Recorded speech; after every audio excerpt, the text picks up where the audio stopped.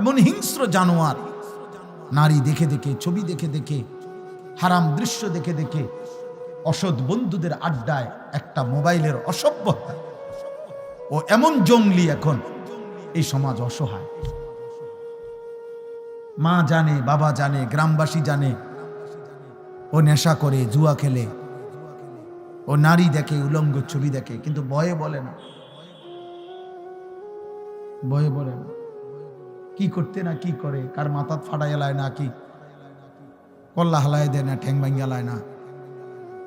আহা, ঠিক আছে আব্বা, কেউ তো বলতে পারলো না। এই সমাজ সবাই হাত ছেড়ে দিল, অসহায় হয়ে গেল। কিন্তু আখেরাত,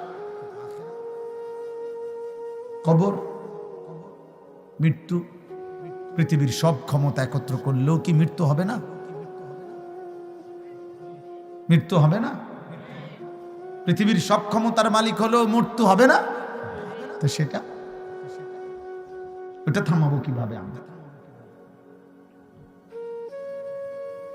আমরা আল্লাহকে থামাবো কিভাবে?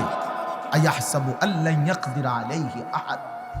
আল্লাহ বলছে, আমার বান্দা কি ভেবেছে যে তার উপরে কারো কোনো শক্তি নাই? কি ভেবেছো বান্দা? অসংখ্য বান্দা।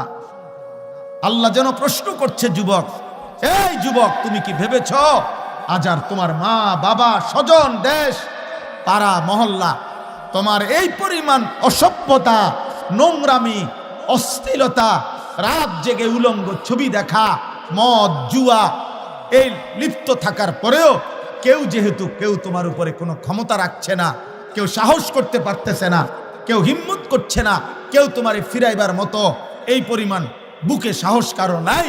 তো আল্লাহ বলে, নাফরমান, তাহলে কি এই ভেবেছ আর কেউ নাই? আর কেউ নাই?